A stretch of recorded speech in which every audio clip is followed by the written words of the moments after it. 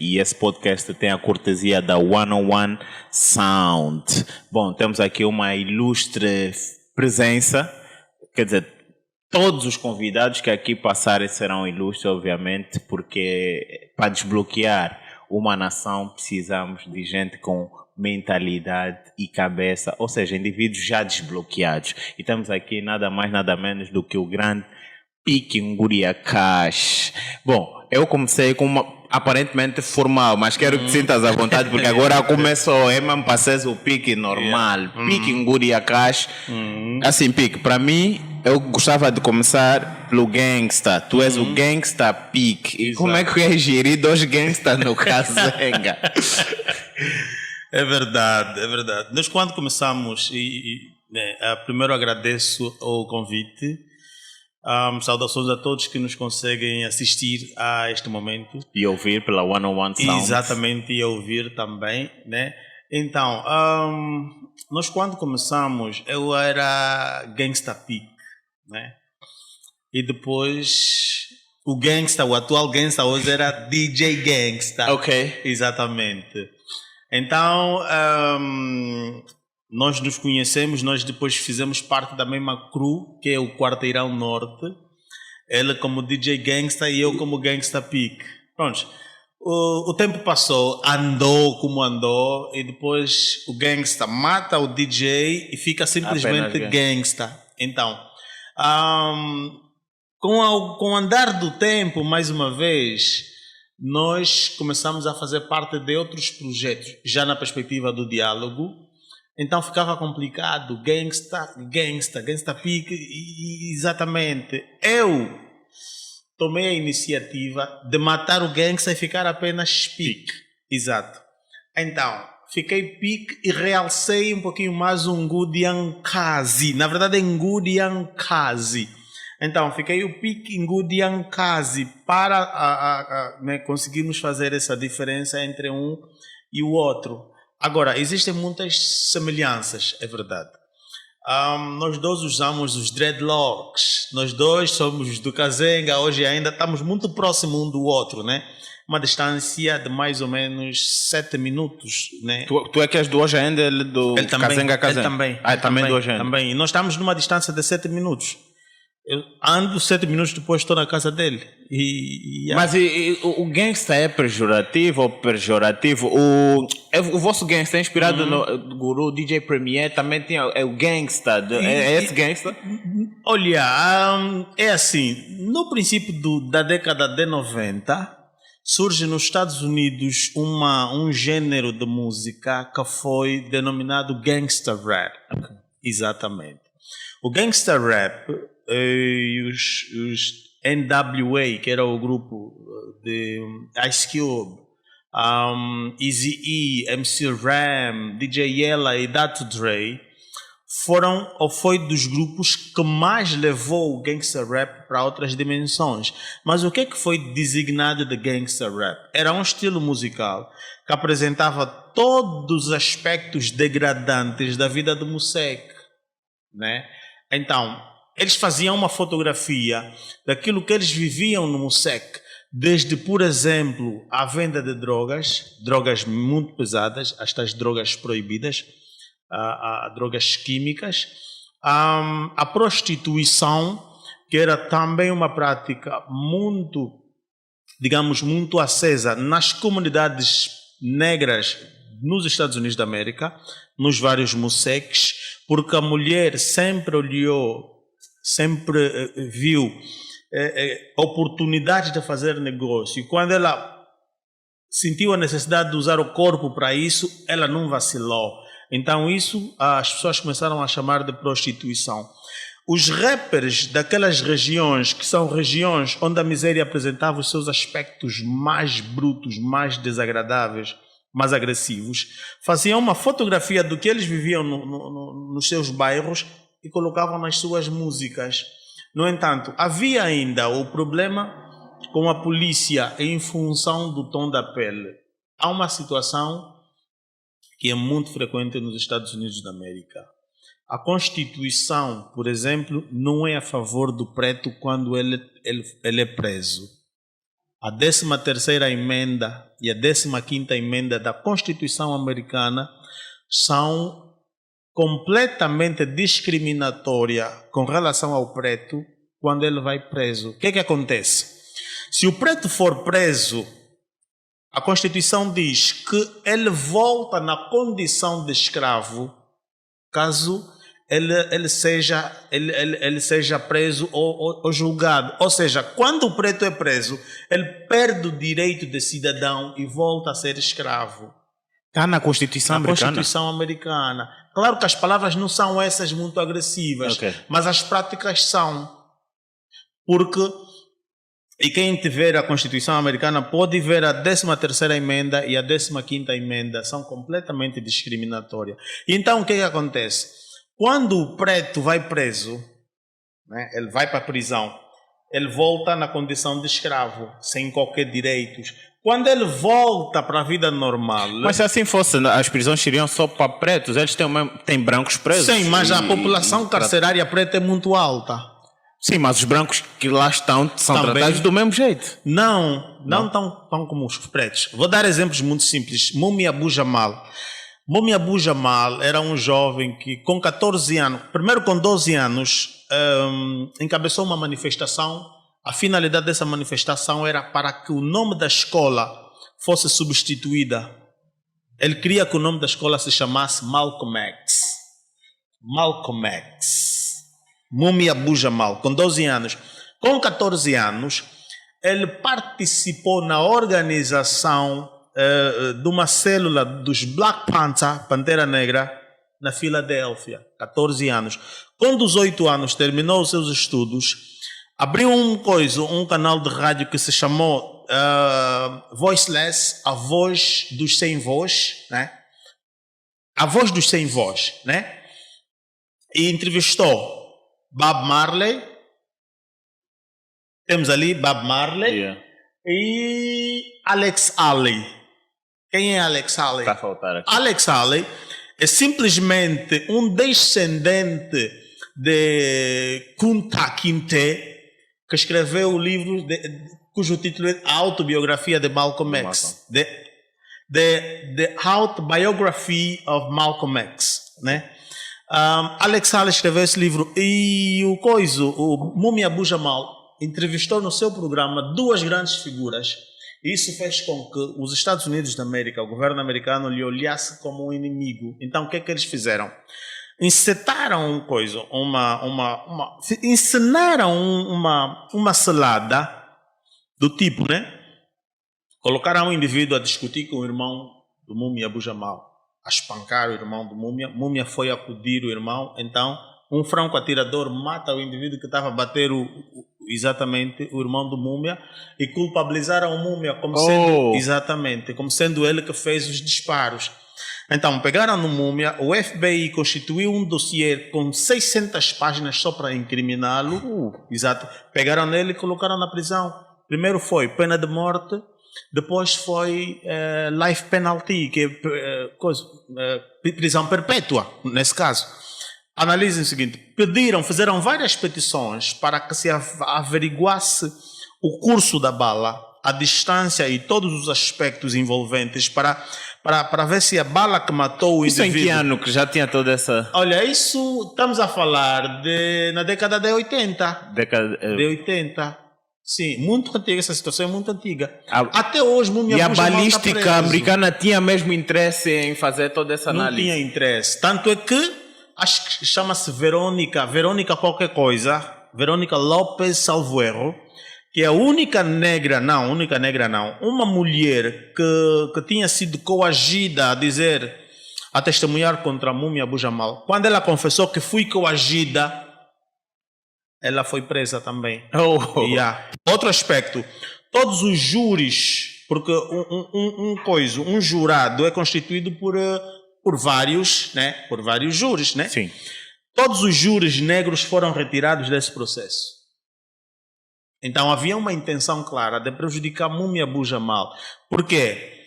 Analisa, 12 anos você encabeça uma manifestação, 14 anos você está na fundação de uma célula dos Pantera Negras. Só para as pessoas terem noção, os Pantera Negra era um movimento extensivo. A finalidade dos Panteras Negras era o seguinte: os pretos estão a ser destratados na América um pouquinho por causa dessas leis injustas contra os pretos. Então, o que é que nós vamos fazer? Nós não vamos permitir que os pretos sejam mortos e nada acontece. Então, vamos criar um Black Panther Party, mas vamos criar nosso próprio exército para a autodefesa. Então, os Panteras Negras criaram o seu próprio exército. Mas também são acusados, inclusivamente, o Malcolm, de incitar mesmo ódio ao branco. Não, o Malcolm até nem era Pantera Negra, porque Malcolm morre em 65, Pantera Negra nasce em 65. Então, o Pantera Negra é apenas uma inspiração. A existência do Pantera Negra? Exatamente. Mas por que era importante isso? Era um pouquinho de efeito-reação, né? Ação-reação. Se, por exemplo, alguém te der um soco, você vai sentir dor. Sim. O corpo se manifesta. Sim. Né? Então, se eu olhar que o meu irmão está a ser morto injustamente, é natural que eu crie mecanismo para me defender. Certo.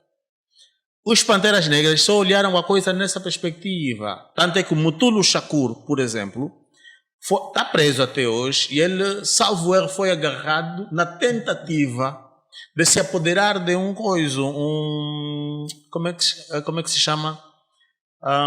Esqueci o nome daquele, uma cena de guerra grande, onde tem um canhão lá para frente, como é que se chama? Uragão do Savimbi. Não. Blindado. Yeah. Um blindado. Eles criam um blindado para eles. Eles tinham armas, tinham balas, tinham tudo, tinham retórica, tinham poder de oratória, tinham tudo isso. Mas não eram respeitados ali dentro. Então queriam construir uma república independente ali dentro. Queriam, inclusive, tinham como finalidade criar uma economia preta ali dentro, porque dentro da economia branca nós não somos vistos, nós não somos tidos nem achados. Então, para não lutarmos, reclamar inclusão, vamos criar a nossa própria economia. E na América, quando você fala sobre questões econômicas, você é um inimigo a abater. Quando Martin Luther King, ali, quando começou a ter discursos sobre economia preta, empoderamento financeiro da comunidade preta, transformou-se numa ameaça para a América, por um motivo muito simples. A comunidade preta é muito extensa e tu não fazes economia sem pessoas. Logo, tens de ter um grupo dominante que produz e um grupo dominado que consome. Se você não tiver o consumidor, o produto não tem rentabilidade. Logo, tu não tens finanças, tu não tens poupanças, tu não tens economia. Quando tu dizes economia preta, estás a dizer o quê? O Dange está a vender o artigo X, eu vou comprar no Dange. Não vou comprar mais no branco, no vizinho branco, vou comprar no Dange. Logo, eu enfraqueço a economia do branco, fortaleço a economia do preto. Com economia, você consegue controlar o mundo. Dizia o segundo presidente da América, Adam John, ele diz assim: se quiseres controlar uma nação, existem duas formas de controlar uma nação: pela força da arma ou pelas dívidas. É economia, é dinheiro. Então é um pouquinho assim. As lojas, o comércio nos Estados Unidos, nas zonas mais periféricas, era dominado também pelos brancos, né? Sim. Quem põe lá o comércio é o próprio branco. O preto só vem comprar. Vou só fazer um recuo estratégico. Então os pretos tinham essa dificuldade. Quando o indivíduo vai preso, quando ele volta para a vida normal, o que acontecia? Como existe uma espécie de Estado-providência, um dinheirozito que a família recebe, fazem na Europa, fazem em toda parte, mas a família recebia ameaças: se você voltar a alojar esse teu filho em tua casa, vamos cortar a providência. O que a família faz? Abandona o filho, ele está na rua. Na rua ele está sujeito a cometer crimes. Quando ele comete crime, ele continua a ser o preto, propriedade do Estado americano. Um escravo.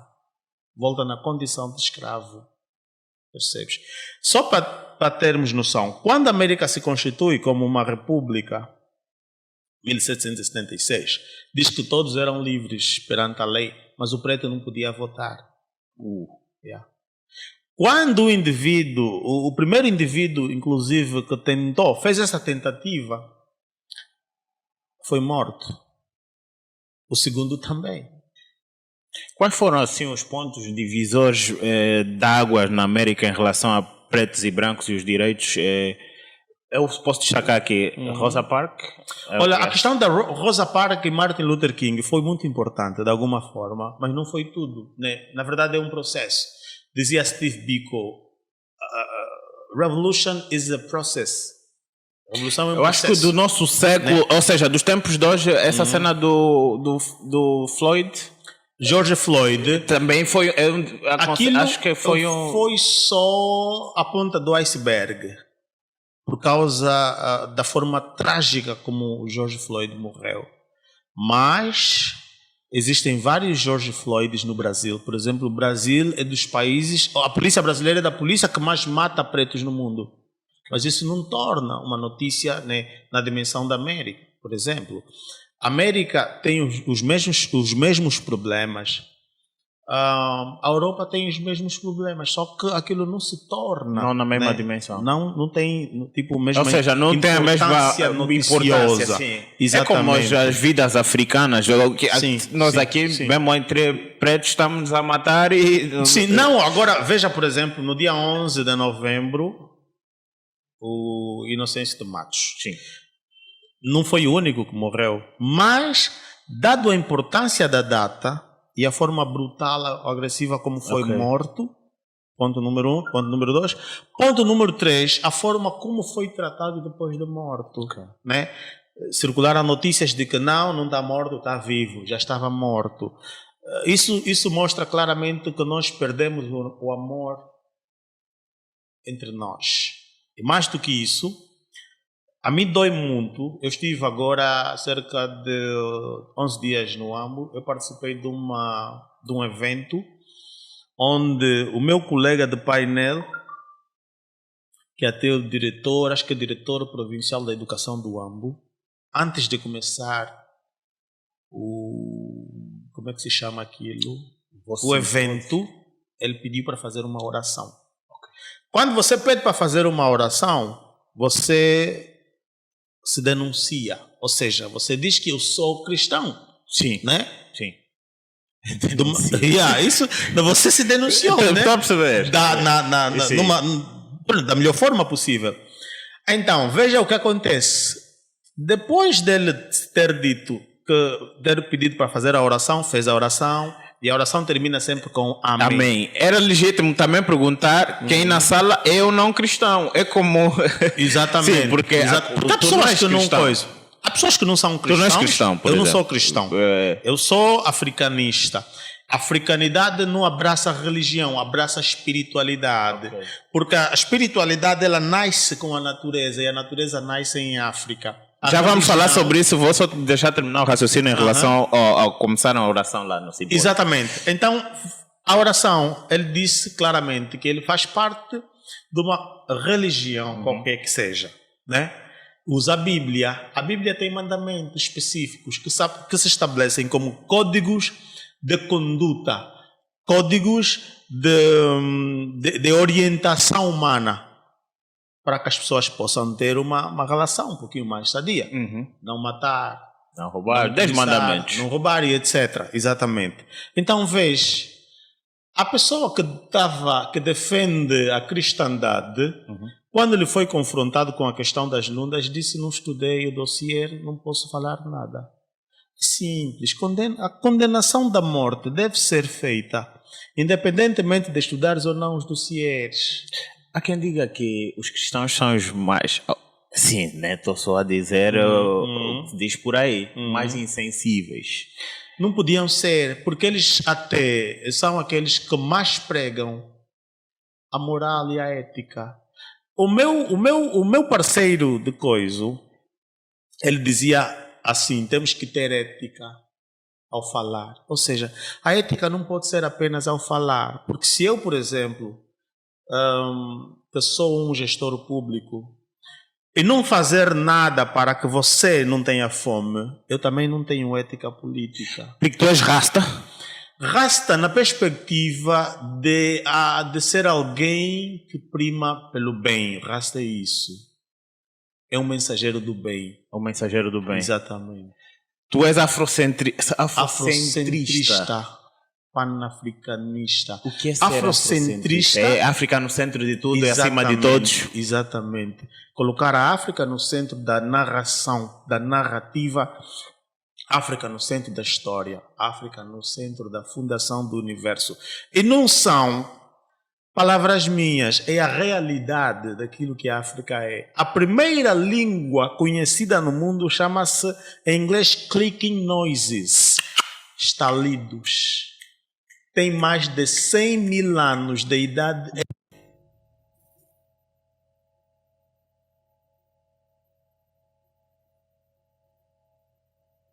Estalídicas. Significa que o estalido desenvolveu-se até as línguas coisânicas e depois emprestou um pouquinho para o Zulu e para o Xhosa. Quem conhece África do Sul já viu aquilo.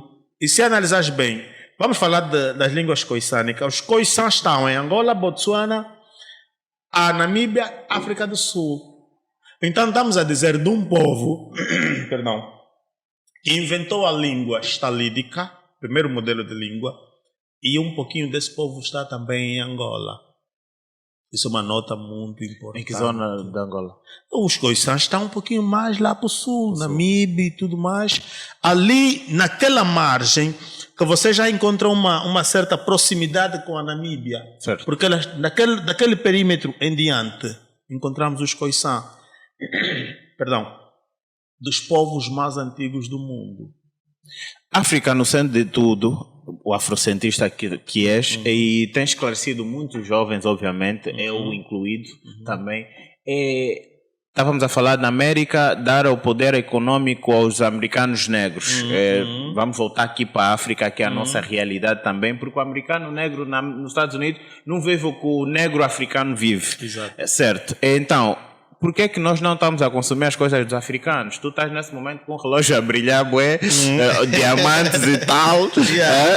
Devia estar com uma produção nacional, mas também, né? Mas também, sim, mas o que chama mais atenção ali são os bling-bling. Então, fala-me disso. Muito bem. Se olhares, e vamos um pouquinho na perspectiva daquilo para os cristãos, vamos fazer assim um desenho, né, para os cristãos. No princípio, Deus fez o mundo, né? O mundo era sem forma e depois ele diz, haja luz. Quando chegamos aqui, acendemos a luz. Sim. Então, antes de acender a luz, havia o quê? Escuridão. Sim. Escuridão, o escuro, o preto, África, né? Estamos a ver esse ponto. Essa escuridão que é a África, é o centro do mundo. Não existe em nenhuma parte do mundo maior concentração de mineral como é a África. A África é um escândalo geológico a nível de minerais. O que estou a querer dizer é o seguinte: esse relógio pode até ser manufaturado lá fora, mas o produto de origem é africano. A commodity. Então é minha propriedade. Eu uso nessa perspectiva. Por que foi produzido lá fora? Infelizmente, não apostamos no africano no sentido dele ser criativo a nível industrial, ao ponto de fazer relógios com essa qualidade, porque o material até é nosso. Então, o que eu faço? Uma simbiose. Tenho aqui os nossos materiais feitos cá, tenho as cores, chamam cores da Red, Gold and Green. Essas cores são as cores da África. As pessoas dizem, não, estás com a bandeira da Jamaica no braço. Não, essas são as cores da África. A bandeira da Jamaica tem preta. A bandeira da Jamaica é uma inspiração naquilo que são as cores da África. Muita gente nem sabe que são as cores da Etiópia, por exemplo. A Etiópia tem essencialmente essa bandeira. Gana. Exatamente. O Mali tem essencialmente essa coisa. Estás a ver? Então, eu estou a fazer simplesmente uma simbiose das coisas que nos pertencem. Certo. Eu, por exemplo, tu identificas-te como um afrocentrista rasta e exaltas as cores da África. Exatamente. Mas quando é que tu és angolano? Ou seja, porque nós aqui temos subdivisões. Sim. África num todo e depois és angolano. Porque assim, nós temos problemas que nesse momento não consegues resolver na Etiópia. Mas estás a tentar resolver problemas angolanos. Exatamente. Quando é que tu vês as cores de Angola? Quando se analisar bem, aqui dentro também tem as cores de Angola. Amarelo, vermelho, preto. Tá vendo? Tu tens as cores de Angola aí representado. Então, não tem, eu não estou fora daquilo que são as margens. Não, porque eu converso com muitos rastas e afrocentristas e eles conhecem muito bem o Quênia, a Etiópia, a história, inclusive a história de Angola, mas eles apegam-se, por exemplo, ao imperador Haile Selassie. Exatamente. Mas quem aqui em Angola pode ser exaltado, mano? Nós também precisamos levantar um bocado, massagear o ego dos nossos, não? Não, nós temos muitos, não são tantos. Poucas vezes ouço Tati ou DJ Gangsta, Isidro, a exaltar figuras angolanas. Sim, porque olha, infelizmente, vamos só analisar Sheikh Anta Diop. A exaltação de Sheikh Anta Diop nasce do que essencialmente? Sheikh Anta Diop acaba sendo o maior cientista do século XX para nós, porque ele nos trouxe uma perspectiva que era refutada há muitos milhões de anos. Que o mundo começou em África e que o Egito Quemético, que hoje se estuda, o Egito Quemético é preto. Ele faz uma busca. Quando ele apresenta a sua defesa, foi rejeitado. O que ele faz? Volta em África, busca financiamento e ficou cerca de 8 ou 9 anos, salvo erro, no Egito, só a fazer arqueologia, ou seja, buscar vestígios arqueológicos que fossem capazes de provar que os primeiros fósseis humanos soterrados nas terras do Egito eram de pretos. Só foi a partir dali que disseram, uau, tá bom. E criaram, a partir daquela altura, uma ciência que estuda o Egito de forma específica. Egiptologia, que é o estudo do Egito, de forma específica. Além do Egito, que se estuda de forma específica, mas hoje, há também a africanologia nas faculdades americanas, essencialmente em Harvard. Ou seja, um estudo da África como tal, né? Então, não é que não exista vontade de falar das nossas referências, só que infelizmente as nossas referências aqui estão muito voltadas às cores partidárias. Quando você coloca o partido... Deixa-me só dizer-te uma coisa. Então, com isso entendi que as nossas referências são muito novas. Não são. Porque a independência, essa história de partido, isso tem o quê? Mais, não tem 50 anos. Não tem 50 anos. Então, há quanto tempo, ou seja, morre ou nasce e conhecemos a história de vídeos que acabamos de citar, Sheikh Anta Diop, Haile Selassie, por quantos anos mais ou menos? Olha, só para ter uma noção, o Sheikh Anta Diop, ele é do Senegal. O Senegal é independente em 1960, 61. Então quer dizer, é uma altura que 15 anos antes, né, do nosso país. Se nós temos 45, eles têm 60 anos de independência. Mas dentro desse pacote, você conseguiu ter um Sheikh Anta Diop, que foi vertical. Sim. Vamos só analisar. Fosse mais tempo. Analisar a perspectiva do Congo. O Congo também é nessa fase, 60 também, 1960 é independente. Mas tens um Patrice Emery Lumumba ali, que ele não aceitou, porque o que queriam fazer com o Congo foi o que fizeram com a África do Sul.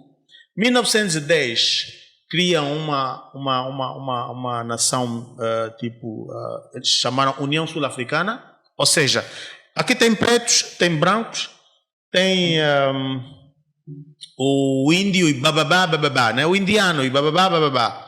Então vamos fazer o quê? Vamos fazer a União Sul-Africana. Ok, 1910. 1911 começam as primeiras leis de segregação, onde o preto e o branco tinham que estar afastados.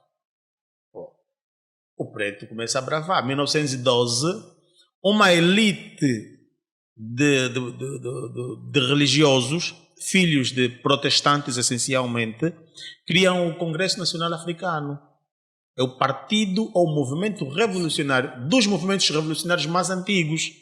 Por quê? Eles não concordaram com as leis impostas em 1911.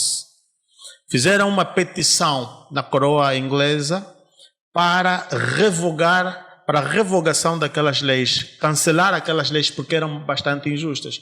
Não foram aceites. Então ali começa-se uma luta revolucionária muito cedo. Mas dentro desse pacote vieram várias figuras. Tens ali a figura, por exemplo, de Desmond Tutu, que foi determinante para essa luta de libertação do povo preto. Claro, conseguiu na dimensão que ele queria? Não. Mas não significa que a África do Sul parou. Temos agora o coiso, né? O cota que está ali agora a mexer a cabeça dos pulas também. É importante isso. O cota do partido é o EFF, né? É Economic Freedom Fighter. Agora, né? Pique, Julius Malema, né? Assim só voltando muito rapidamente. Mas você teve um Mandela que também lutou muito. Você teve um Chris Hani que também lutou muito. Você teve um Steve Biko que foi determinante. Inclusive Mandela disse assim: tiveram que matar o Steve Biko para que o apartheid tivesse vida. Estás a ver? Então o que eu quero dizer é o seguinte: nós infelizmente com aquela situação da paz, não diria paz, aquela situação de enxotar o branco, o colono, nos transformamos em inimigos entre nós. Porque o nosso país... Nós tínhamos muito despreparo, não devia ser assim brusco a saída do... Imagina, nós não tínhamos... Não sei se havia engenheiros já, brancos engenheiros haviam, portugueses engenheiros já trabalharem, vamos supor, nas energias e água. Eram competentes. O Mali... Já haviam angolanos com a competência para assumir antes de enxotar. O Mali, em 1222, quando criou a primeira constituição conhecida no mundo, né? O primeiro código de conduta, que podemos chamar de Carta dos Direitos do Homem, 1222. Quem foi os indivíduos que fizeram aquilo? Não faço ideia. Eram os indivíduos que iam para caçar coisa. Eram caçadores. Caçadores? Sim. Assumiram? Sim. Caçadores que escreveram uma Carta dos Direitos Humanos. E onde é que os angolanos falharam, então, a assumir? A primeira carta europeia só foi a 28 de agosto de 1800 e alguma coisa em França. Não, 1780 e tal em França. Diga-me então. 500 anos antes, os africanos já tinham feito aquilo. O que eu quero dizer é o seguinte: nós podíamos nos adaptar em função daquilo que tínhamos. Nós, primeiro ponto para a governação de uma casa é o amor que tens. O amor vai te motivar a se esforçar no sentido de conduzir as coisas para o bom porto. Nós não tivemos amor entre nós. E uma casa é apenas um país em pequena dimensão. Nós nunca tivemos vontade. Se analisares a história da Angola, vais ver que ela nasce na perspectiva fraudulenta. Por quê? Houve negociação para que a República nascesse. Dar um exemplo muito simples. Se formos para o dicionário e ver a definição de nação, vamos ter vergonha de dizer que Agostinho Neto é fundador da nação. Okay. Fundador da República. Diferente de ser fundador da nação. Nunca tivemos uma nação? Nós tivemos várias nações, porque Lunda Choco sempre foi uma nação. E Lunda Choco é uma nação antes de existir Agostinho Neto. O Ndongo, o Congo, o Choa, o Mbalundo, sempre foram nações antes de existir Agostinho Neto. Porque uma nação é um conjunto de pessoas que comunica-se mediante a mesma língua. Mediante a mesma língua, os mesmos códigos, a mesma lei. Uma nação. Significa que o Mbalundo já era uma nação antes de Neto. o Ndongo já era uma nação. Então, com a Constituição da República, você obedeceu à delimitação da Conferência de Berlim de 1885. Então, você teve que agregar várias nações para constituir uma república. Com a Constituição da República, você comete o erro de dizer fundador da nação. Não. Fundador da República. Porque dentro dessa República, uma República é um conjunto de várias nações, principalmente na perspectiva africana. Como é que fundaram a República? Na base da fraudulência. Como é que isso aconteceu? Houve negociação entre os três partidos, os três movimentos de libertação na altura, FNLA, UNITA e MPLA, e a coroa, não diria a coroa, a República Portuguesa na altura. Houve um acordo que foi o de Mombasa, cuja finalidade era preparar os cotas na altura, né? Altura putos, os cotas, para que fossem negociar com Portugal no mesmo mês de janeiro, em Alvor.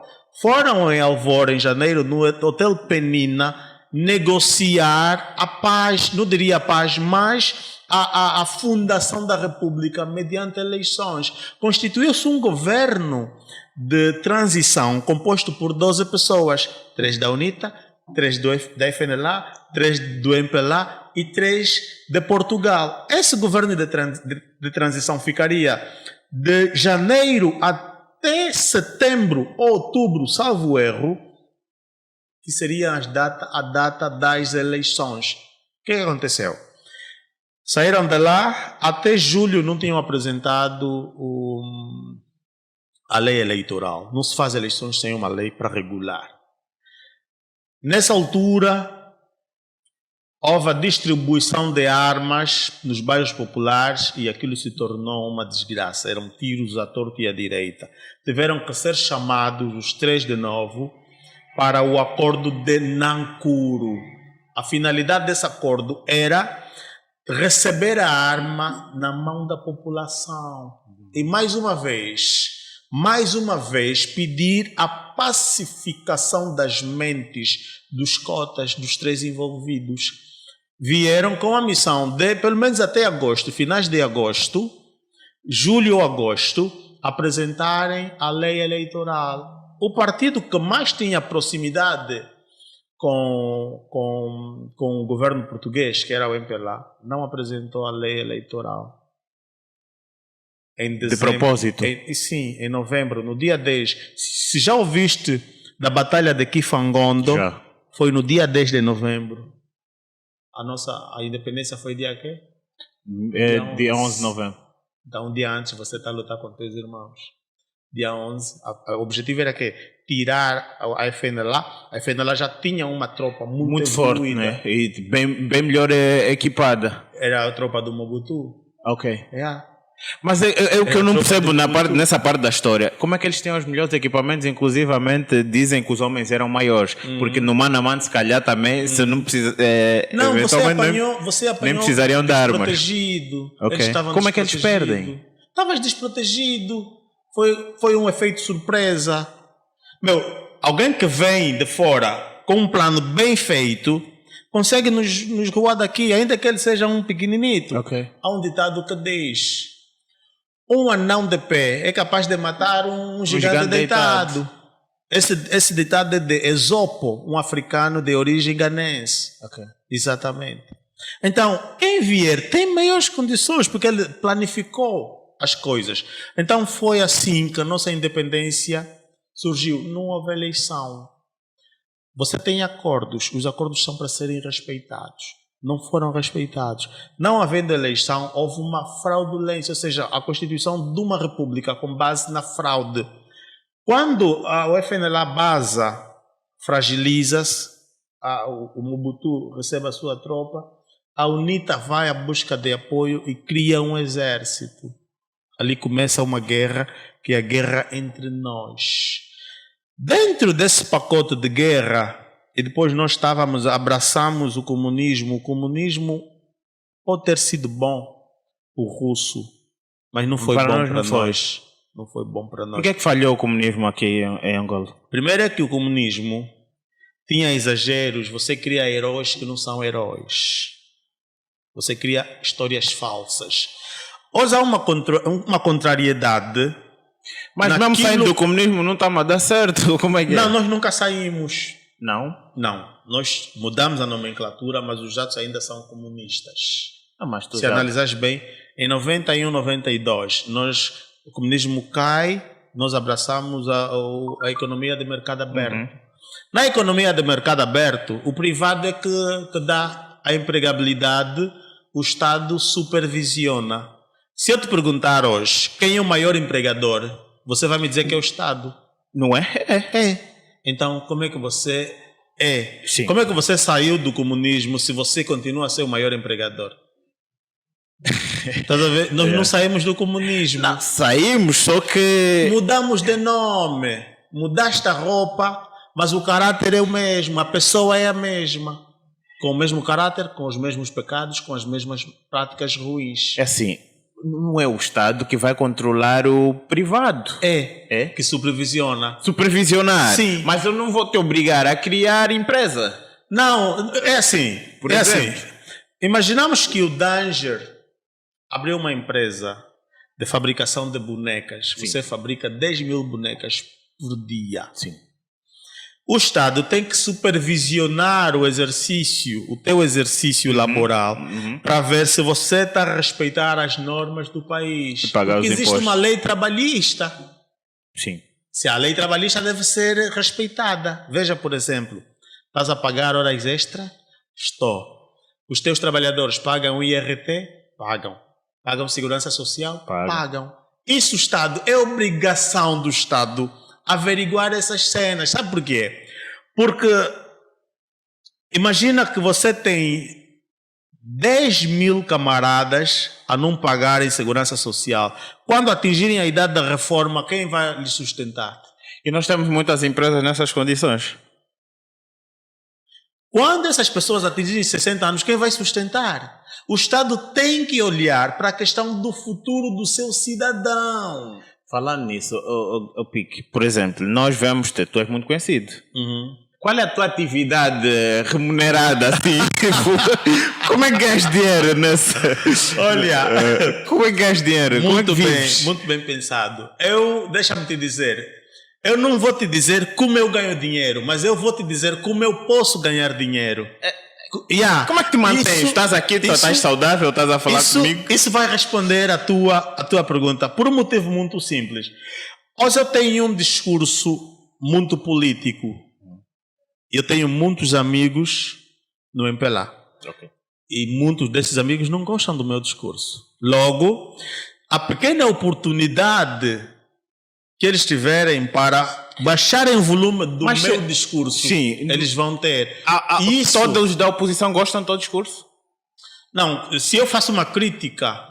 Porque não existe só... Tem outros partidos também. Se eu fizer uma crítica, por exemplo, contra o regime que nos governa, claro que a oposição vai aplaudir. Ok. Claro que vai aplaudir, né? Faz sentido. Há um ditado que diz, inimigo do meu inimigo é meu amigo. Amigo meu, E eu não olho as coisas na base da inimizade. Okay. Porque se você olhar na base da inimizade, você vai odiar o oponente. E o ódio é muito perigoso. Eu não posso odiar. Eu tenho que ter visões racionais. Mas tu tens oponente? Eu quando digo oponente, por exemplo, se eu disser o MPLA está a governar mal há 45 anos. Tornas-te o oponente automaticamente. Eu me torno. Ele não vai gostar. Eu tenho amigos do MPLA no meu Facebook. Amigos no Facebook. Quando eu intensifico as minhas... Não mesmo pessoalmente. Okay. Quando eu intensifico as minhas críticas, eles nem põem lá gosto. Quando eu digo o MPLA está a desgovernar o país, não põem lá gosto. Há um certo fanatismo. Porque é verdade, mano. Mas não devia ser, né? Não. Por quê? Sabe por que não devia ser? Porque o país tem que estar em primeiro lugar. Certo. Não é o partido. Certo. E o comunismo trouxe isso. O partido é o primeiro, depois é o resto. Você assim estraga. Você assim faz as coisas com base na conveniência. E a conveniência, ela pode ser muito danosa se você não dosear as coisas. Porque você vai fazer o quê? Vou pôr as coisas do meu interesse. Vou silenciar a voz de quem efetivamente fala contra mim, porque ele vai influenciar muita gente. Então, se eu te disser, eu faço isso para ganhar dinheiro, vão me fechar aqui para... Para te importunar e deixar te fazer passar mal. Eu só preciso... O mais importante para mim, meu irmão, é dinheiro para meter comida em casa. Eu posso vir a pé. Tá bom, como é que ganhas? Como é que podes ganhar? Eu estou já te dizer, tá eu bem. posso vir a pé. Certo. O mais importante, eu se conseguia, consegui 10 quilos de arroz, pus ali, consegui isso, pus ali. Como? Calma, vou lá chegar, né? Vou lá chegar. Pus. Tens uma entrevista? Posso vir a pé. Posso vir a pé, eu gosto às vezes de andar a pé. Sim. Então, veja como é que eu posso ganhar dinheiro nesse país. Uma das formas para se ganhar dinheiro nesse país, vamos supor que estamos a viver numa fase sem pandemia. Se você tirar sacos de cebolas aqui nas nossas praças do Bicolo, que podem te vender naquela altura 6, 7, 8 mil kwanzas, tu vendes na Praça do Louvre a $15 cada saco. Mas tens dificuldades, né? Eu disse numa fase sem pandemia. Eu só estou a dizer a forma como se pode ganhar dinheiro. Eu não vou dizer o que a dificuldade faço. que eu estava a me referir nem era de travessia. Estás com mercadoria, como pagaste algum imposto, estás a sair com isso Pagas tudo o que é necessário para pagar, para levar até lá. Eu estou a falar do negócio, não do processo para chegar até lá. Okay. O negócio que eu tenho e posso chegar até lá. Porque o processo, você aprende também em função das dificuldades que vais encontrar. Outra forma, você pode ir buscar alguns quilos de feijão ou em Benguela ou no Alguns quilos, já pensei em cocaína. 50 quilos, 500 quilos de feijão em Benguela e compras lá 300, 350. Vens aqui e vendes a 900. Benguela é o destino com feijão... Não, eu só estou a falar Benguela e Uambo. Ok. Tá vendo? Benguela e Uambo. Tu podes ir comprar lá 500 quilos e vens aqui vender na Praça dos Kwanza a 900. A tia... de forma natural vende a 1.200. Você vende a 900 na tia, ela te compra para ir revender. Então, eu estou a te dizer das várias formas de fazer dinheiro. Agora vou só chutar. Tu podes comprar alguns cachos de banana aqui no Kibashi, chegas na Praça dos Kwanza e revendes. Estás a ver? São várias formas Várias de fazer formas. dinheiro. Dentre essas várias formas que citaste, nenhuma é... A minha forma, eu nunca posso dizer qual é a minha forma. Sim. Por causa daqueles que me olham como inimigo. Que te olham como inimigo. Já lá vamos, mas diga-me só, as tuas palestras são remuneradas? Olha, algumas são. Vai depender muito de quem está a realizar. Okay. Algumas são. Qual é o critério? Bem, o critério é avaliar a empresa que está, ou a organização que está a organizar, que está a fazer a coisa. Bem, suponhamos que seja uma que o indivíduo tenha a possibilidade de remunerar. Ele vai ter que remunerar. Suponhamos que seja alguma que o indivíduo não tem possibilidades. Ele está a começar. Nós vamos a custo zero, mas porque sabemos que ele está apenas a começar. Então fazemos isso. O que é que te move? Para fazer... Isso parece pergunta de entrevista agora. O que é que te move? O que me move é o amor que eu sinto pelas pessoas. Eu sou uma pessoa muito sensível, infelizmente. Infelizmente. Num país errado, porque o país não tem sensibilidade. Dói-me ver a pobreza das pessoas. Muito. O que é que tens feito para mudar esse quadro? Falando, criticando, no sentido, é o máximo. Porque assim... Já estás nisso há uns anos e achas que tem resolvido? Olha... Tem surtido efeito? Sim, né? Porque eu sinto cada vez mais que há um certo receio quando nós falamos. Há um certo receio.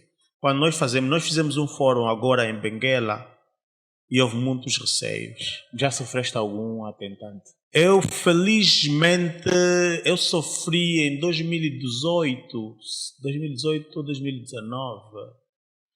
Eu sofri uma tentativa de envenenamento. Como é que foi isso? Foi terrível. Alguém convidou-me para irmos almoçar E mal eu coiso, senti logo uma alteração na papila gustativa. Parei, fui pedir mel, saí de onde estava até aos congolenses, na casa de um amigo, pedi mel na esposa, fui para um sítio, tomei o mel, lancei tudo, fiz o teste de drogas de abuso e acusou substâncias nocivas no organismo.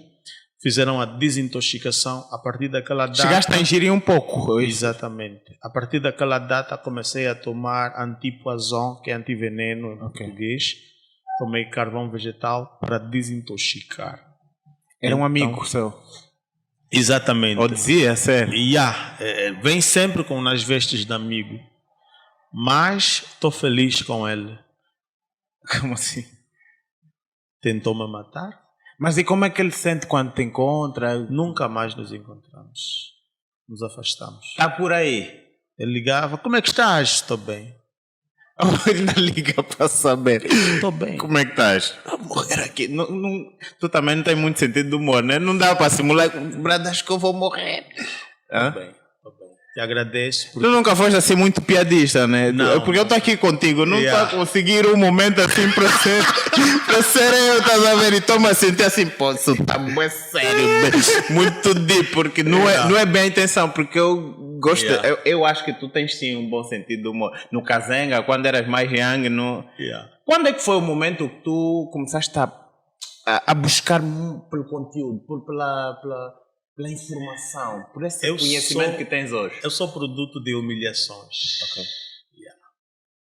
Eu quando estava a fazer a quarta, eu tinha 11, 12 anos, só para ter noção, né? 12 anos a fazer quarta é para quinta, né? Só para ter noção. 12 anos. Estava super atrasado. Não, 12 anos na quarta, devia estar na quinta? Não, devia estar na sétima. Super atrasado, Eu estava super atrasado. Então, naquela altura, para você estudar a quinta, tinhas que ter bilhete de identidade já. Então a mãe levou-me para assinar.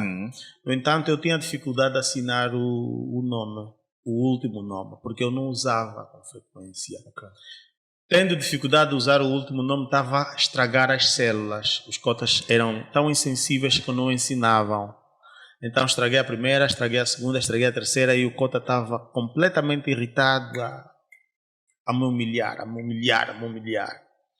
Até chegar um pouquinho mais amoroso e disse, olha, é assim, filho, escreveu e eu imitei. Porque eu estava a escrever em função do som, né? Ba, bebi, bobu, já. Qual é o teu outro nome? Eu nem gosto daquele meu nome, nem prefiro não falar. Tá bom. É um nome completamente aportuguesado. Eu estou agora na luta para, né? Tipo, o ministro, tu tens de pedir ao ministro, né, para a troca de nomes e tudo mais. Por meio de uma carta, pagas 10 mil kwanzas. Então estou nessa luta ainda. Contudo, depois de ter escrito bem o nome, saímos e eu disse, nunca mais ninguém vai me humilhar. 12 anos. Nunca mais ninguém vai me humilhar dessa forma. Chorava com muita facilidade. Pois faço boa de coragem para não. No entanto, comecei a ler bué e a fazer muita cópia. Do gênero, estás na quarta, mas com um conhecimento do que? De ensino médio? Olha, eu nem lia o conteúdo escolar, acadêmico. Eu ia para outros conteúdos. Eu, naquela altura, meu pai saiu, eu tinha 9 anos. Meu pai tinha alguns livros do comunismo. Eu já estava a ler comunismo naquela altura. Claro, eu tinha dificuldades de entender. Minha mãe, o único livro que ela tinha disponível era uma Bíblia e um inário. Eu peguei na Bíblia e comecei a ler. Também estava muito difícil. Mas eu lia ainda assim. Porque os caminhos para desbravar uma mente são muito árduas. São, inicialmente, uma tarefa muito, muito difícil. Mas elas deixam alguma coisa que é valiosa. Então, eu começava só a ler. Depois eu comecei a perceber que... E nessa altura comecei a gostar de rap. No entanto, comecei a ir buscar biografias de rappers, biografias de pensadores africanos e comecei a ler. Na altura não era só pensadores africanos, também os afro-americanos, tipo Salvador Allende, tipo Ho Chi Minh, que é até asiático, e entre outros, não tinha limites. Quem começa o rap nos anos 90 era imprescindível caminhar pelo conhecimento. Exatamente. Então era muita leitura. Depois da leitura, eu precisava fazer o quê? Comunicar com as pessoas. Comecei a comunicar. Com 18 anos, vou mesmo para fazer um curso de inglês formalmente. Fiz 3 anos no curso. Lá no Kazenga? No Kazenga, na Imagination Center, que era dos principais. Era o que? Gratuito? Não, os primeiros 6 meses foram gratuitos apenas por uma questão de, acho que, irmandade. Porque eu fui para pagar, fazer inscrição e pagar. A pessoa que eu encontrei era um primo, Tony Luiz. Ele disse, tu és meu primo. Eu, sério? Tu és meu primo, tu és filho do tio Carvalho. Eu disse, não, eu sou filho da tiazinha. Então já sabemos o último nome. Exatamente. Tiazinha é irmã do tio Carvalho. Ok, mas tu és meu primo. Então vai fazer o seguinte. Esteve cá a prima fulana, não terminou. E dói muito ter que ela pagou e não terminou. Então, se você fazer 6 meses não paga. Sem parar, os 6 meses vai ser sem pagar. Dali em diante paga. Eu tinha muita vontade de aprender inglês, porque eu queria entender o conteúdo das músicas de rap. Então fiz os 6 meses sem pagar, depois comecei a pagar até terminar o curso. Quando termino o curso, vou para o teaching, ensinar. De lá até hoje não parei de dar aulas. Já sabemos também a outra tua fonte de renda. Exatamente. E por que o inglês fica fácil? Eu posso dizer, nunca ninguém vai conseguir me bloquear a fazer inglês. O inglês que eu faço é de forma alternativa. Ou seja, o ensino, né? Tipo as aulas que eu ministro de inglês é de forma muito alternativa. Não é numa instituição, por exemplo, estatal. Se fosse numa instituição estatal era muito complicado. Sim, fácil. Como aconteceu com muitos manos, né? Tiraram os seus nomes do Ministério das Finanças e eles não recebem seus salários, né? Mas então eu comecei a fazer ali. O inglês foi bastante importante para eu desenvolver a minha comunicação, porque tu falas todos os dias. O inglês te salvou? Salvou uma vida. Eu li muita coisa em inglês e a literatura em inglês ensinou muito mesmo. É verdade que, sim, é claro que é verdade. Quando o conteúdo nos chega traduzido em português, também já está obsoleto, né? Sim, porque às vezes depende de quem traduz, né? Porque nem sempre precisas traduzir, às vezes vais precisar interpretar. Sim. Claro. Porque a tradução às vezes ela mata. Sim. Mata exatamente aquilo que é o essencial, o espírito geral do pensamento quando ela está em inglês.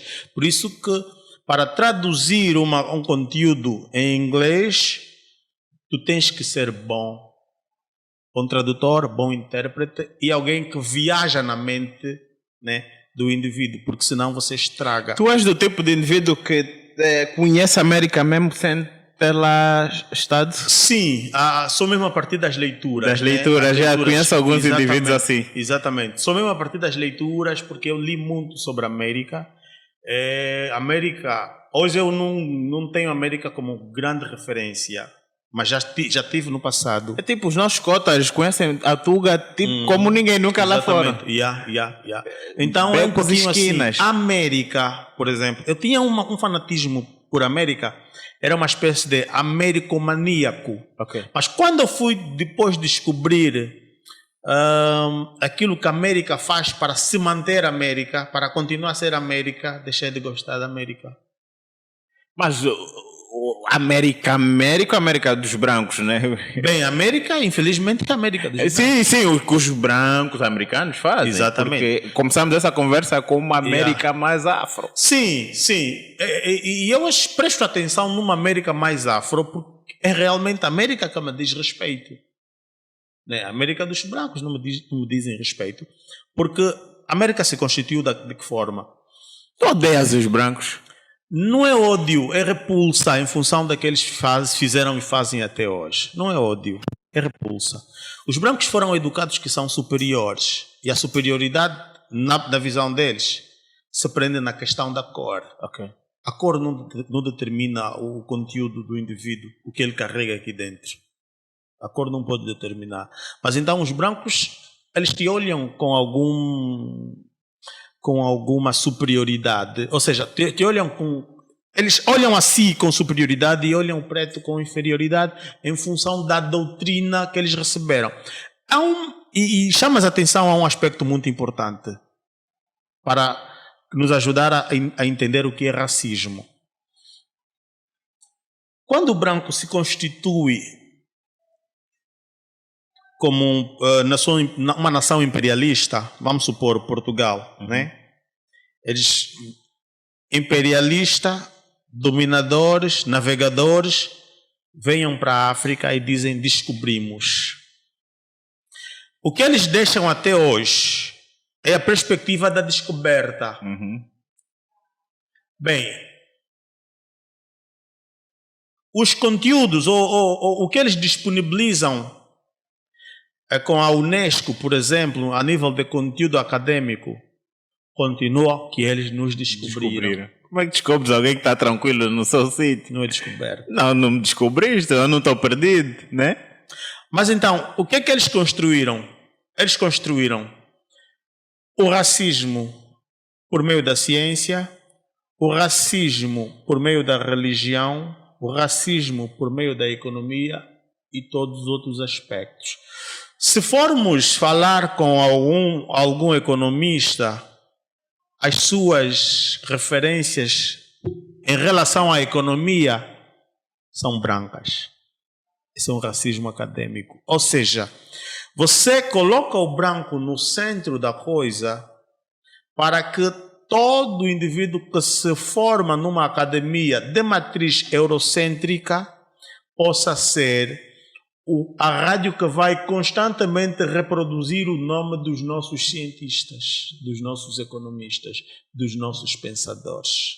Por isso é que você vê, o estudante de filosofia não te sai de Sócrates, Platão, Pitágoras e tudo mais. Estudante de filosofia, inclusive em África. Estou a falar mesmo em África.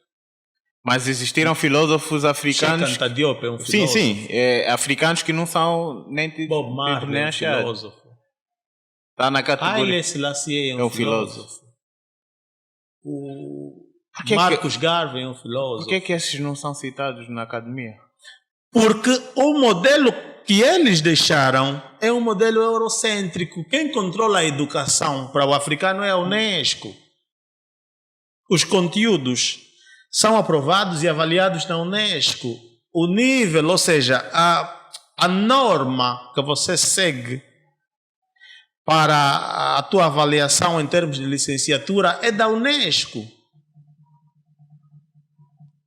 Quando é que você vai se libertar? Nunca. É uma forma dele te controlar. A Unesco não tem... Ou é necessário ter um líder africano na Unesco, então? Mesmo com um líder africano na Unesco, ele vai dançar a música que a Unesco toca. Nós tivemos o Kofi Annan.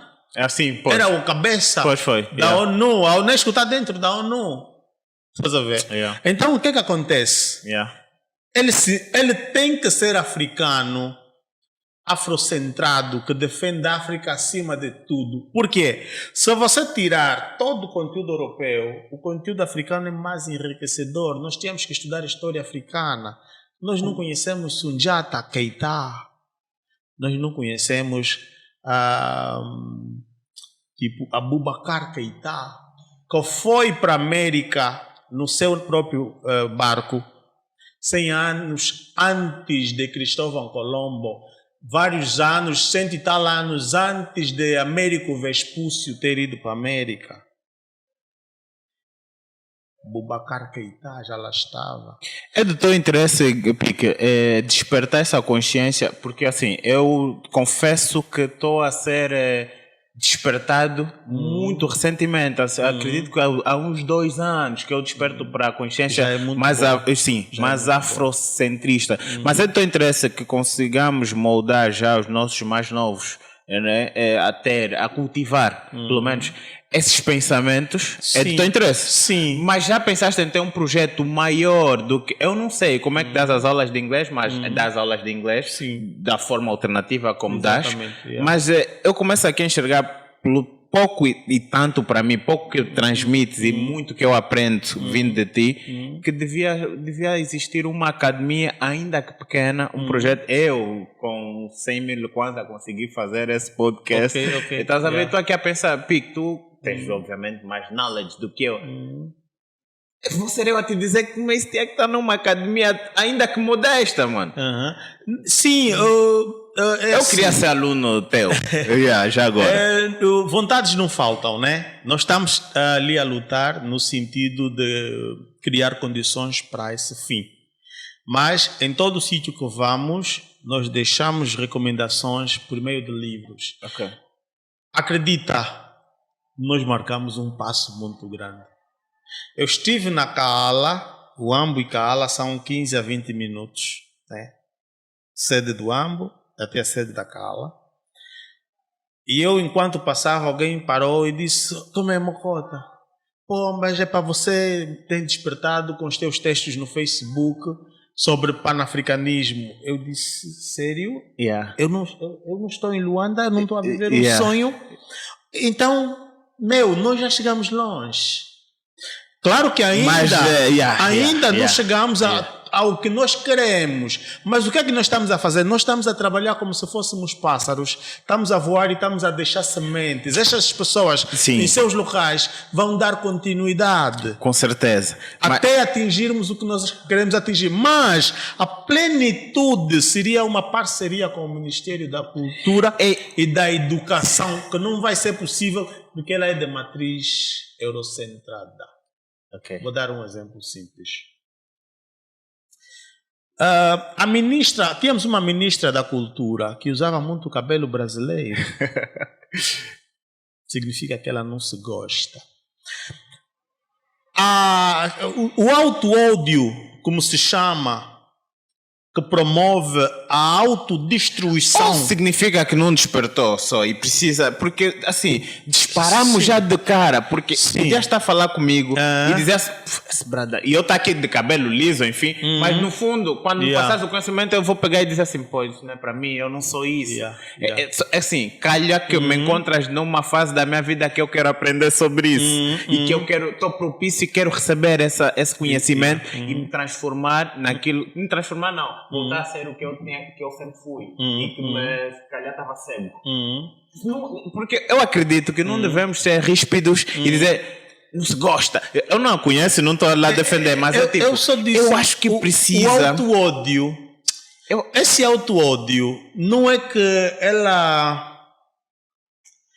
É assim, existem processos que são naturais, uns acabam infelizmente caindo naquilo sem noção de como caíram ali. Okay. Mas ainda assim não deixa de ser um auto-ódio, porque a partir do momento em que você alisa o teu cabelo com aqueles produtos químicos prejudiciais, você faz aquilo, do branco. Faz aquilo porque você não gosta do teu cabelo. Sim. E às vezes você é cristã, ou cristão, perdão. Imagina uma mulher que diz cristã, não gosta do cabelo, está a reprovar Deus que lhe fez. Quem te deu? Se ela é cristã, né, na perspectiva judaico-cristã, de uma religião judaico-cristã, por exemplo, está a rejeitar o cabelo que fez, está a rejeitar Deus, está a reprovar Deus. Pensar se ensina. Pensar, a forma como se pensa assim. Pensar não, mas a forma como se pensa. Eu já me apego mais por aí, eu vou te ensinar a pensar. Eu acho que a forma como se pensa. Sim. Sabe por quê? Porque o pensamento é automático. É completamente automático. O pensamento lógico.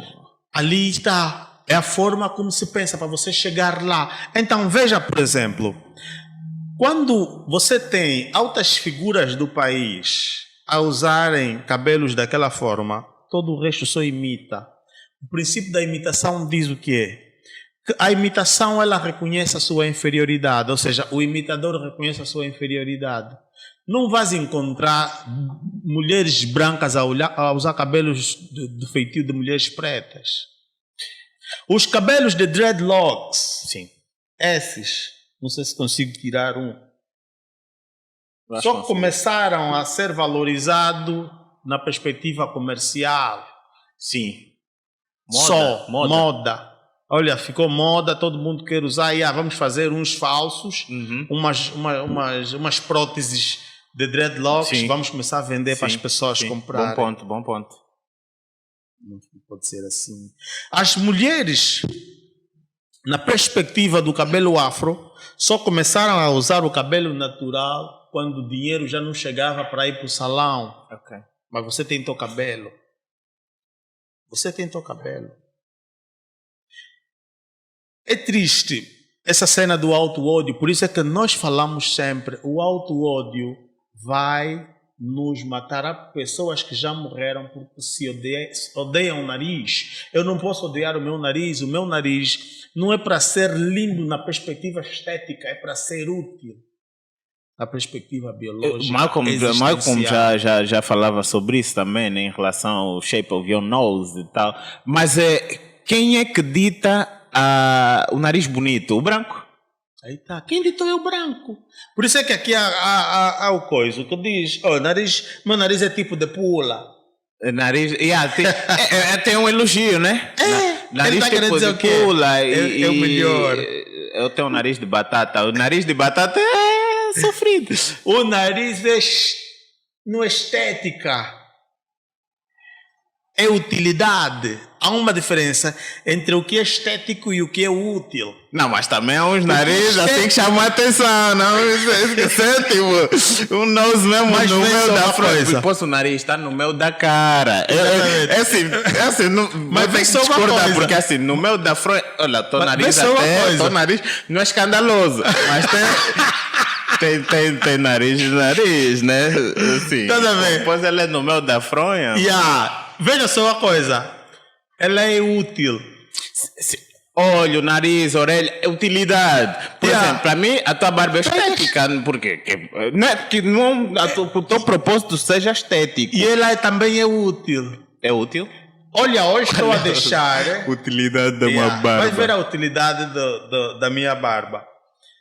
Tem agora alguns pelos grisalhos, né? Sim, charmosos, inclusive. Hein? Esses grisalhos são a forma como o tempo encontrou para comunicar comigo. Ok. Ele disse que eu estou a passar por ti e vou deixar algumas marcas para você se lembrar sempre de que você não é um miudinho qualquer. Você é um homem feito e com responsabilidades acrescidas naquilo que é a formação de consciência da juventude desse país. Então o tempo está a falar comigo. Tenho que lhe ouvir. Essa é a leitura que fazes do grisalho na barba. Exatamente. Então, não posso impedir tu não o surgimento. Tu a ver que a tua barba está alinhada. Tu também dás um toque estético, eu não? alinhei a tempo. Ok.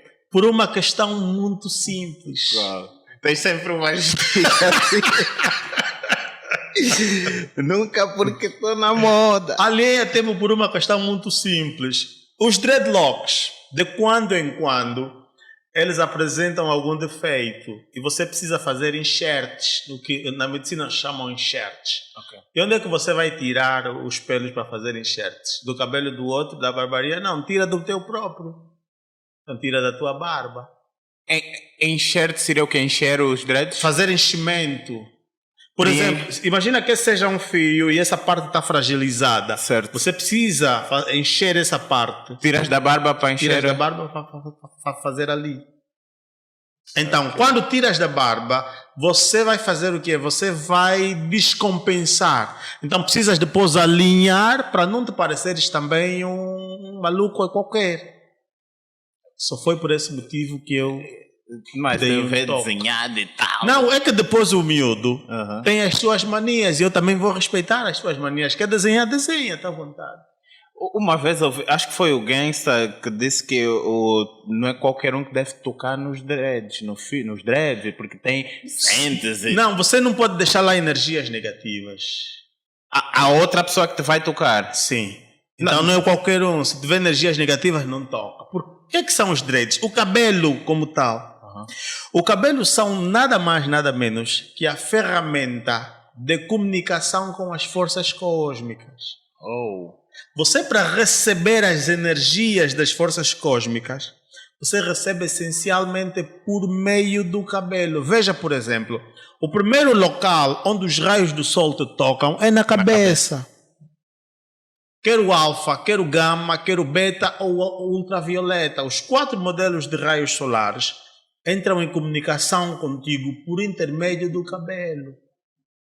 Para o recebimento das energias, para a comunicação daquilo que são, o que é o pacote de informação cósmica, das coisas que você aprende, não aprende na escola, você aprende com o cosmos. Como é que vês o caso do menino que foi impedido de fazer as provas por terem o cabelo grande?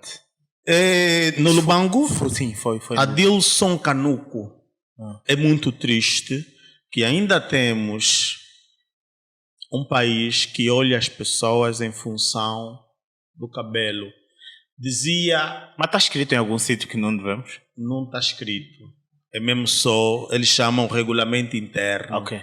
O regulamento interno não pode atentar contra a Constituição, porque a Constituição me dá a liberdade de criação. Okay. O cabelo não é criminoso, porque se nós analisarmos para o que é crime, vamos ver que todos aqueles que hoje estão na lista de marimbondos, como o próprio presidente disse, nenhum deles usa cabelo. Se nenhum deles usa cabelo, então o criminoso não é o cabeludo. Não é. O criminoso não é o cabelo. Em que ano é que começaste a criar o teu e já passaste por uma dessas? Nunca, felizmente. Não. Se calhar começaste quando já não estavas na escola, né? Sim, comecei quando já... Não, eu até ainda estava, só que eu estava... Não, eu já não estava. Assim, com esse tamanho, já não estava. Tu começaste com tranças? Comecei com trança, depois fiz os dreadlocks para facilitar a minha vida. Porque o dreadlocks, se não tiver feito a manutenção, os apertos necessários, eu posso usar Gastas muito dinheiro com isso, né? Não, até eu faço manutenção de 1 em 1 mês, já fiz de 6 em 6 meses, né? Nessa altura, por exemplo, eu estou há 3 meses sem manutenção. Quanto é que custa? A manutenção depende. Aqui no casco urbano são 8.000 kwanzas a 10, mas no Momo Seca são 2.000 e 2.500. Faço embora lá. No Momo Seca? Yeah. Tem muita gente com dread no Momo Seca? Muita gente que faz manutenção. Ele até não usa dread, mas ele sabe fazer manutenção.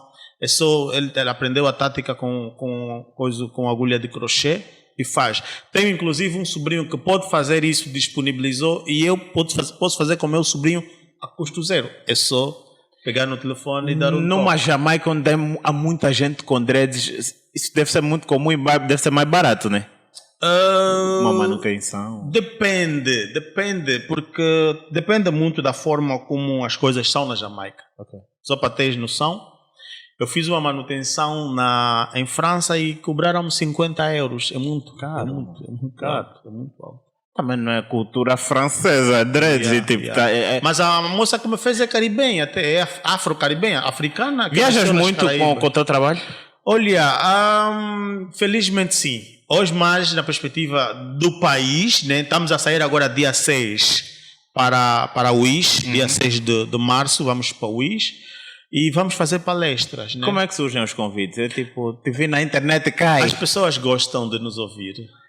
A internet é o vosso maior e melhor veículo, sim, né? Atualmente. Sim. A internet se transformou a força de transmissão da nossa opinião, a nossa estante de exposição da nossa ideia. A internet. Agradecemos à internet. Exatamente. É uma entidade. Cada um hoje tem um telefone e pode ter contato contigo. E o teu telefone, não sei se posso dizer aos nossos internautas, não é qualquer telefone. E por acaso chamou-me a atenção, que eu pensei, não, vem aqui minimalista e tal, man, bling bling no pulso, telefone, nem quero dizer. Mas então, te criticam muito por isso? Ou porque chama a atenção, porque espera uma coisa de ti. Depois, de repente, chega, daqui a pouco está a estacionar um Porsche. Não, um Porsche é muito distante. Eu vivo ainda no Moceca e um Porsche chamaria muita atenção. Eu acho que com um deles eu sou feliz. Com um i10 eu sou feliz. Porque, para mim, as coisas são pela utilidade. Claro que se vier algo melhor, eu também sou feliz.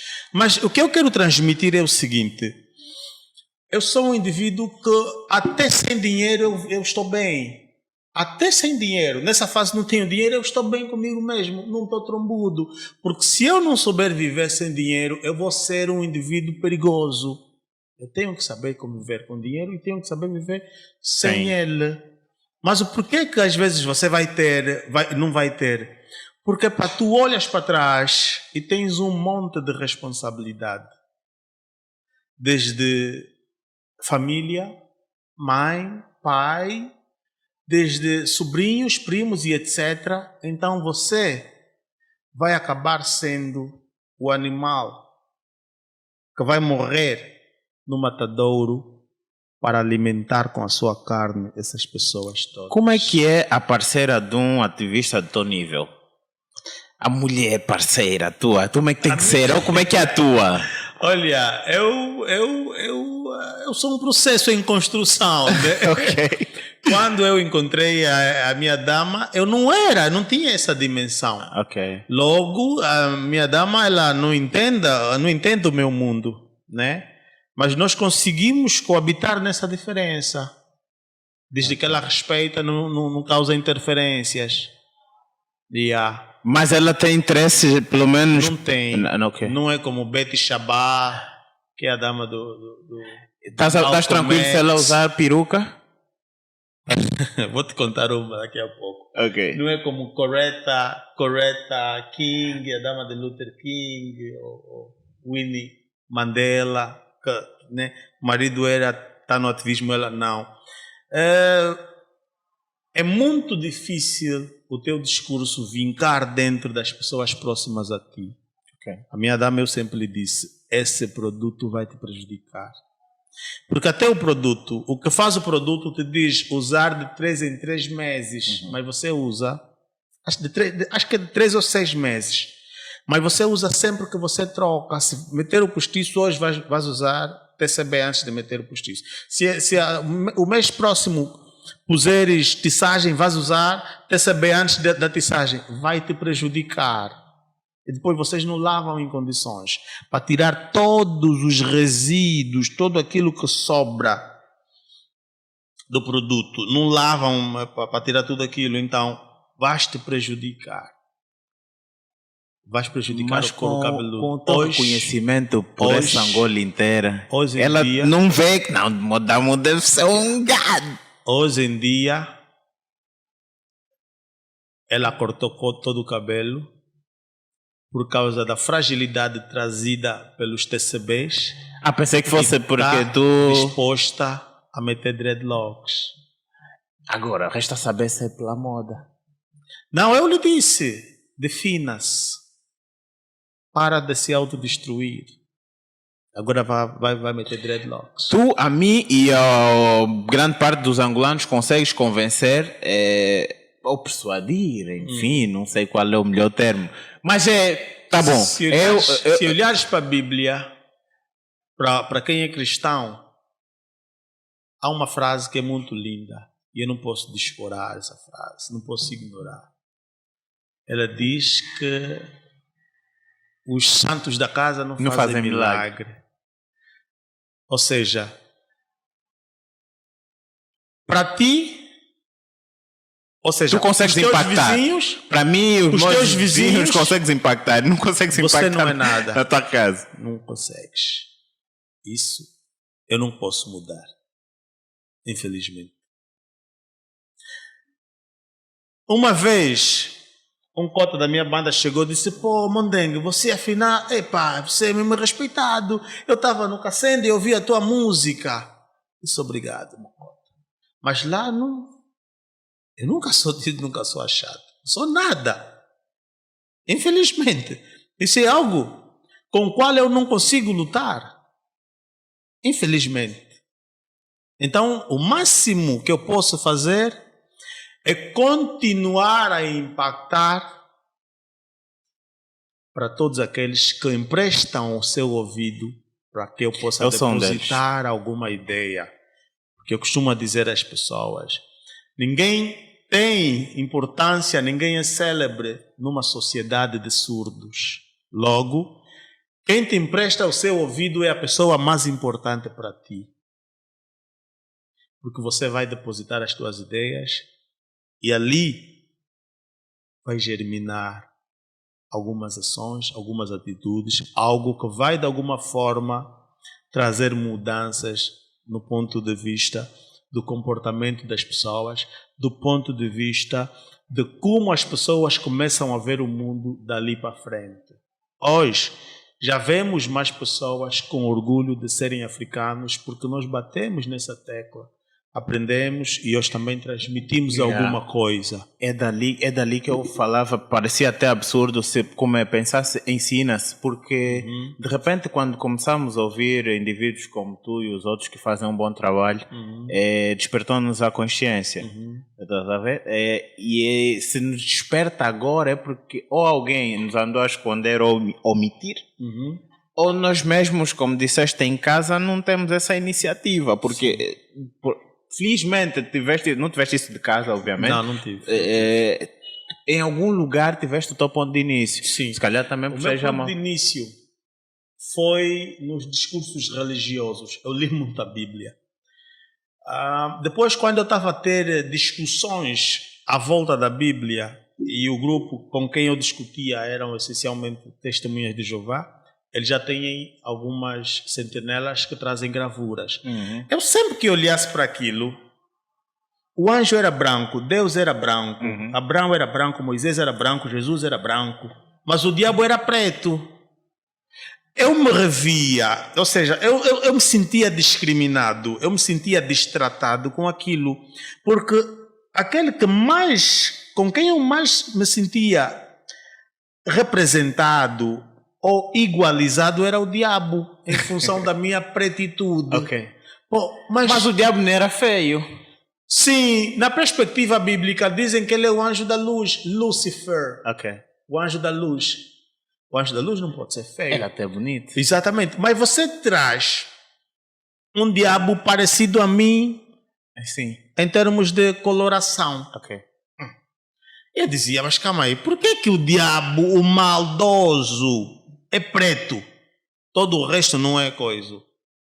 Então faço uma música na altura, ainda como rapper, cujo título é Carta ao Criador, a perguntar se esse diabo preto é mesmo o diabo que você criou. Porque se for começam as discussões, começo a fazer análises na própria Bíblia em relação a isso. E numa confrontação com um irmão que é religioso, fanático, eu lhe perguntei: esse é quem? Esse é Moisés. E esse? Não, esse é o anjo que vou falar com Moisés. Quem desenhou isso? Não, isso é o escravo fiel, que mandei o escravo fiel, a torre de vigia, blá, blá, blá. O escravo fiel viu o anjo como? Não, isso é uma ilustração. Por que o escravo fiel não fez uma ilustração com um preto? Então alguma coisa está errado. Se o escravo fiel não consegue pintar um anjo preto, então o escravo fiel é racista. O que é racismo? É todo um conjunto de elementos que privilegiam uma raça e diabolizam outra raça. Estamos diante de um racismo religioso. A partir do momento que a criança mantiver contato com um Jesus branco, ele vai dizer que o Jesus, com toda a sua publicidade, é bom. Como ele é bom, então o branco é bom. Ele vai passar por um processo psicológico de transferência. Vai transferir a bondade de Jesus, historicamente falado na Bíblia, para o branco. E quando ele vir que o diabo é preto e o diabo é maldoso, ele vai transferir toda essa maldade para o preto normal. Esse processo é psicológico. Tu já foste cristão? Bué cristão. Bué mesmo, bué fanático. Mas ajudou-me a perceber a Bíblia e a ver que existem muitas coisas ali na Bíblia que favorecem o africano, mas o pastor não te diz. Yeah. Pode destacar algum ponto? Há na Bíblia a parte que diz: saíram 4 rios, saiu um rio, não, 2 rios, um rio com 4 braços, perdão. Um rio com 4 braços. O primeiro banhava a terra, o primeiro chamava-se Pison e banhava a terra de Cush. De Avilá, perdão. O segundo banhava a terra de Cush. Tanto Avilá e Cush estão no território africano. Cush é o atual Sudão. A palavra Sudão é de origem arábica, significa terra de pretos. O Cush, na altura, compreendia Kerma, Nepata, Meroé e Midian. Em Meroé nasce a escrita meroítica das mais antigas do mundo, em África. A Bíblia diz isso, mas o pastor não vai te dizer que o primeiro rio nasce em África. O segundo rio banha a terra, ou seja, o primeiro e o segundo rio que banham a terra de Avilá e de Cush nascem em África. O pastor nunca vai te dizer isso. Mas por eu ter lido muito a Bíblia, eu descobri sozinho. Fui fazer um estudo no mapa geográfico e depois no mapa político. Percebi que alguma coisa está errada dentro da Bíblia. Há muita verdade ali dentro que eles nunca vão te dizer sobre a África. Pica, se eu te deixar falar, nós não terminamos nunca. E tu tens muito conteúdo. E, epa, acho que vamos ter umas 30 edições contigo. Não tem mais. Eu gostava de falar, inclusivamente, do teu tempo de rapper. Não vou poder, por enquanto. Vamos deixar isso para outro dia, um outro tema. Gostava de falar, inclusivamente, dessa parte da transição do cristianismo para o afrocentrismo, panafricanismo. Porque eu acho interessante, sim, despertarmos a consciência dos africanos para o afrocentrismo e o panafricanismo e fazer conhecer os heróis dessa África e os pensadores, os filósofos que não estão na academia, os filósofos africanos, o Egito, o Kemet. A primeira civilização do mundo. Exatamente. Fazer conhecer todos esses assuntos. Mas nós já estamos aqui há 2 horas, mais ou menos. São 2 horas, Dedé.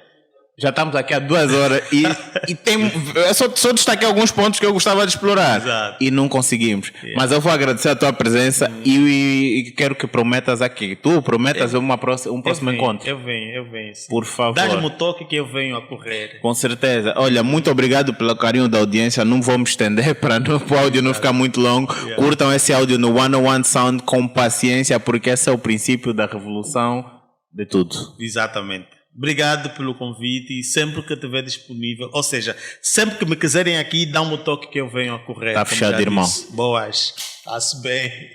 Oiê.